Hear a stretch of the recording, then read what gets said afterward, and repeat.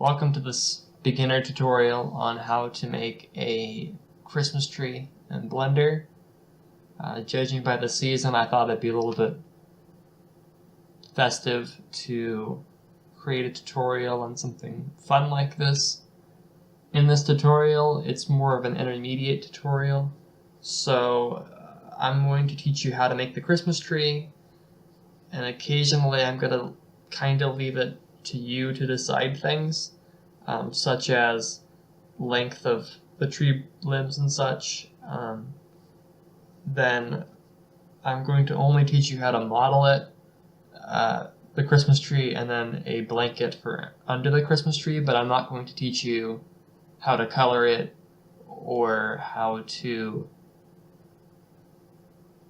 add the decorations for the tree, because that should really be up to you, because following a tutorial is great, but it's also good to think for yourself. So that's just kind of the extra thing for you. But I am going to record myself finishing up the tree and decorating it and coloring it. So if you would like to watch that part of the video, feel free. So let's begin. So let's start off by deleting the starter cube, and then we're going to Shift-A, create a cylinder. And then we're going to go over to here to the Add Cylinder panel. Be sure not to do anything before touching this, because if you deselect it and reselect it or try to scale it or something, that panel will go away and you have to delete the object and start over again. So set the vertices to 7. And then we're going to press G, and then we're going to press Z, and then we're going to move this up by 1 Blender unit. And then I like to go to the side view a lot with orthographic view on, so if you want to know how to do that, it's number pad 1 and then number pad 5. Number pad 1 goes to side view, or to front view, yeah, it's front view, and then number pad 5 turns off and on orthographic view. So next we're going to tab into edit mode, which you just press tab on your computer. And we're going to turn on snap during transform, which if you don't know it, basically whenever you have something selected, it keeps it snapped to the grid. So I'm going to have that on, and then we're going to go down here to face select, and we're going to select the top face, and at this point we're going to move this up by 1, so GZ1, and we're going to scale it down by pressing S, then 0.08, just to get a little small cap there. We're already halfway. It's pretty easy. So now we're going to do Control R. Control R adds a subdivision loop, or not a subdivision, what are they called? They are called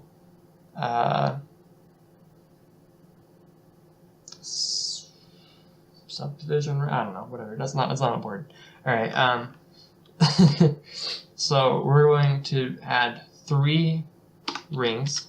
So do Control R, 3, and then hit enter and enter. So you got it, let me show that one more time. So 3, enter, and enter. That makes sure that you don't hit, that makes sure that you select the rings, and then after you select the amount of rings, you can slide them up or down, but you don't want to do that, so you hit enter to keep them exactly where they were supposed to be. If you do end up moving them on accident, you can click right click, and it will recenter them to the original position. So here I'm going to show you my technique for making the, I guess it'd be called the leaves or the branches for the tree. So what I like to do is I like to add another subdivision loop. I slide it down, right? You can slide down, Control R, slide down with your mouse, and then do S and push your mouse outwards. And you're going to do this for all 3 sides. Now, see, what I just did, it looked kind of weird, right? So you might want to just turn off the snap and just kind of set it up yourself. That should work. If it doesn't, we can go back and fix it later. This part, really just set it up to however you want. This is the only part where I'm going to leave it up to you in the modeling process. Oops. How'd that happen? No. There. Yeah, okay. Yeah, so this is really just going to be the only portion of this where I'm going to be telling you, or not telling you how to do it. It's really not that hard. You just gotta just kind of look at it and be like, ah, that looks like a tree, that doesn't look like a tree, you know. So now we're going to select the bottom cap, which is this one, and we are going to size,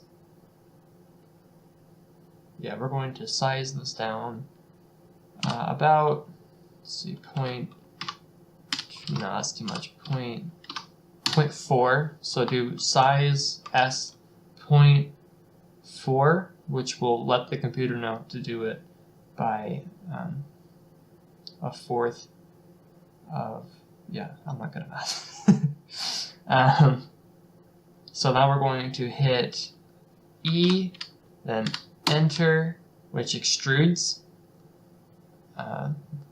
and then we're going to hit G, then Z, and we're going to do -7. Sorry, -0.7. Restricted on the Z-axis. There we go.